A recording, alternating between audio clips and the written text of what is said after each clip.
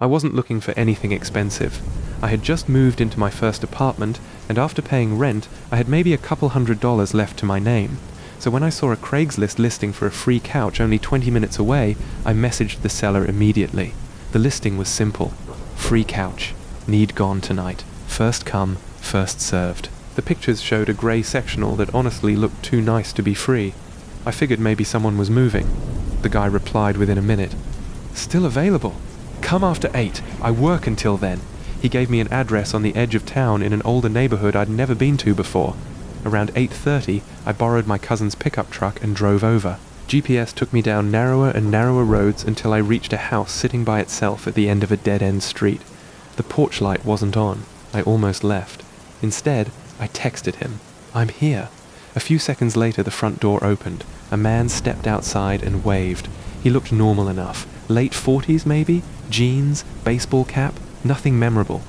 You here for the couch? He asked. Yeah, it's downstairs. Easier if you back the truck around. That didn't seem strange. I backed up the driveway while he stood watching. When I got out, he was already holding the basement door open. Just through here. The basement was unfinished. One hanging light bulb. Concrete floor. Boxes stacked against the walls. The couch sat exactly where the pictures showed. As I grabbed one end, he suddenly said, "Actually, let me grab something upstairs." He disappeared. I waited. 10 seconds.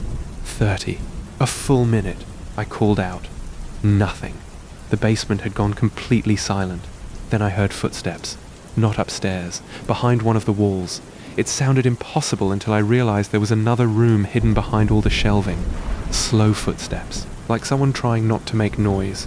I stared toward the darkness. Another footstep. Then another. I didn't yell. I just dropped my end of the couch and walked toward the stairs as calmly as I could. Halfway up, I heard someone whisper, "Don't!" I froze. The voice hadn't come from upstairs. It came from behind me. I turned just enough to see movement between the shelves. Not the man. Someone else. Standing perfectly still. Watching me. I bolted. I hit the basement door so hard it slammed against the siding outside. The seller was standing near the truck. He smiled. "You forgot the couch!" I didn't answer. I got in the truck and left. I checked the mirrors the whole drive home. No one followed me. When I told my cousin what happened, he laughed and said maybe someone else lived there.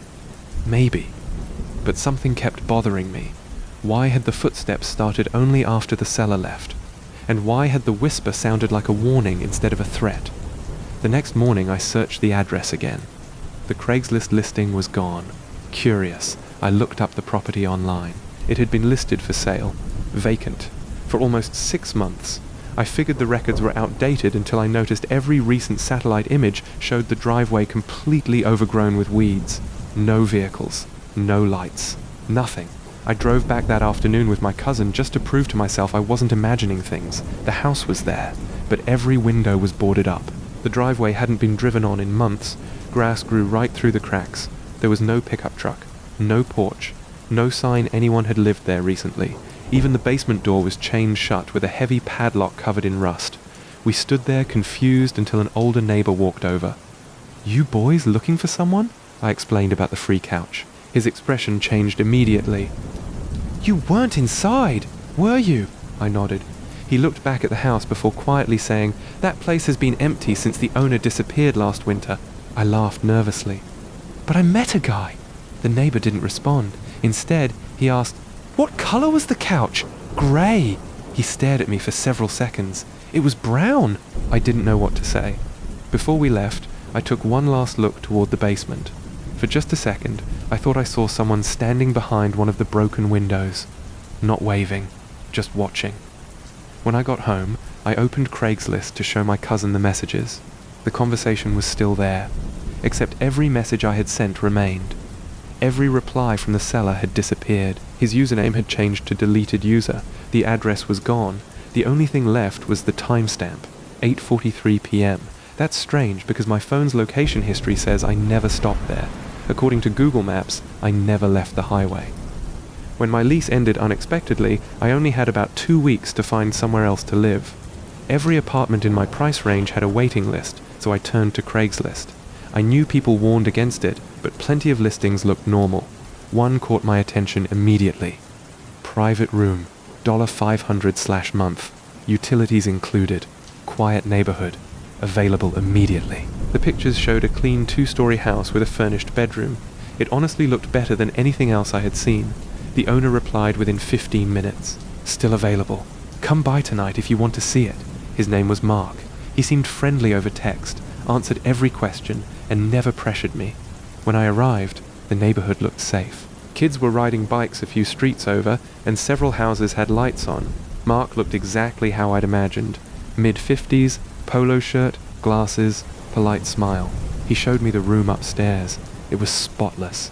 Fresh sheets, new carpet, even a small TV mounted on the wall. I've rented this room for years, he told me. Never had any problems. The price almost seemed too good. I moved in 2 days later. For the first week, everything was normal. Mark mostly stayed downstairs watching television while I worked during the day. We'd occasionally talk in the kitchen, and he'd always ask how work was going. If the story ended there, I'd probably still be living there.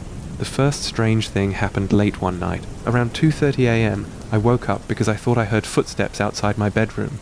Slow, measured, back and forth. I figured Mark had gotten up for water. The footsteps continued for almost 20 minutes. The next morning I asked him. "Oh," he laughed. "Old knees. Couldn't sleep. That made sense. Until it happened again. And again.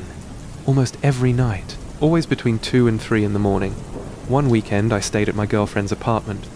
When I came back Sunday afternoon, something felt off. Nothing was missing. But my room looked different. The blanket I'd left hanging over the chair was folded neatly on the bed. My desk chair had been pushed in. Even the charger I always left plugged into the wall had been wrapped up. I convinced myself I was imagining it. Then I decided to test it. Before leaving for work Monday morning, I placed a quarter on the inside edge of my bedroom door. If someone opened it, the coin would fall. When I got home, the quarter was lying on the floor. I immediately checked my room. Everything looked exactly the same, except my closet door was slightly open. I knew I'd closed it. That night I installed a small travel door alarm that would chirp if the door opened. Around 2:17 a.m., beep. Just once. My eyes snapped open. Someone had turned the doorknob. The alarm had gone off. I sat frozen. A shadow appeared under the door. Whoever it was didn't knock. They just stood there. I don't know how long. Maybe 30 seconds. Maybe 5 minutes. Eventually the shadow disappeared. I didn't sleep the rest of the night. The next morning, I didn't mention it. Instead, I bought a tiny motion-activated camera online and hid it on my bookshelf before leaving for work. The notification came through my phone around 2:18 a.m., motion detected. I opened the app. My stomach dropped. The bedroom door slowly opened. Mark stepped inside. He wasn't stealing anything. He wasn't cleaning. He just stood there, looking around my room. Then he walked over to my desk. He picked up a framed photo of my family, stared at it for nearly a minute, set it back down exactly where it had been. Then he walked to my bed. He reached toward my pillow and simply rested his hand on it for almost 20 seconds. Then he left. The next morning I packed everything while he was grocery shopping. I didn't leave a note. I didn't ask for my deposit back. I just left. About a week later, I received a text from an unknown number. "You forgot your blue hoodie." I hadn't. I replied anyway. Wrong person. A picture came back almost immediately. It was my bedroom, the one I'd rented. My blue hoodie was folded perfectly on the bed. Except, I never owned a blue hoodie. I blocked the number. A few days later, I remembered something. The camera. I had forgotten to delete the cloud recordings. Curious, I logged back into the account. There was one motion alert from the night after I moved out. The room was empty. No furniture. No boxes. Nothing. At exactly 2:17 a.m., Mark opened the door. He walked to the middle of the empty room, looked directly into the hidden camera, and smiled. Then, without saying a word, he slowly reached into his pocket and pulled out another house key. He set it gently on the floor, as if he were getting ready for the next tenant. I listed my 2016 Honda Civic on Craigslist because I wanted to upgrade before college started. It wasn't perfect, but it ran well, had low miles, and I priced it fairly. Within an hour, I had several messages. Most were obvious scams. One wasn't. The buyer introduced himself as Daniel. He didn't haggle over the price or ask strange questions. He simply texted, "Looks good.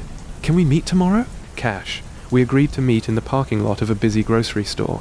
Daniel looked completely normal.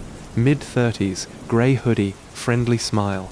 He inspected the car, listened to the engine, and took a short test drive while I rode along. Everything felt routine. When we got back, he smiled. "I'll think about it." As I turned to leave, he added, "By the way, your dog seems better." I frowned. "I don't have a dog," he chuckled awkwardly. "Sorry, wrong person." I drove home without giving it much thought. That night he texted again, asking to meet the next day. I agreed. He never showed. Instead, he apologized over text and asked to reschedule. Then he cancelled again.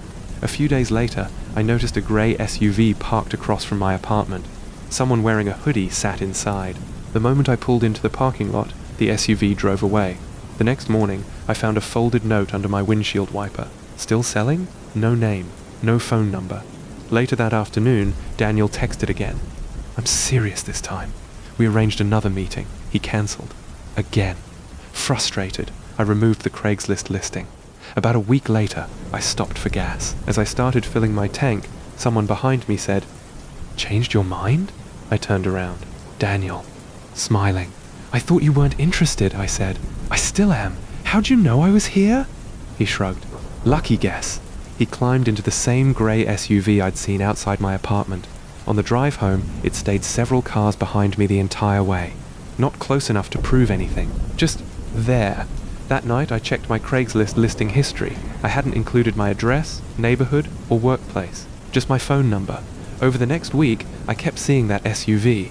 Outside work. Near the grocery store. Even parked down the street from my apartment.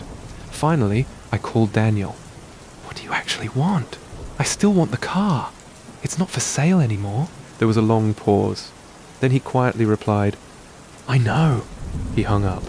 I blocked his number. For almost 2 weeks, nothing happened. Then one Saturday morning, I walked outside and froze. My Civic had been washed. Every window, every tire. It looked cleaner than the day I'd bought it.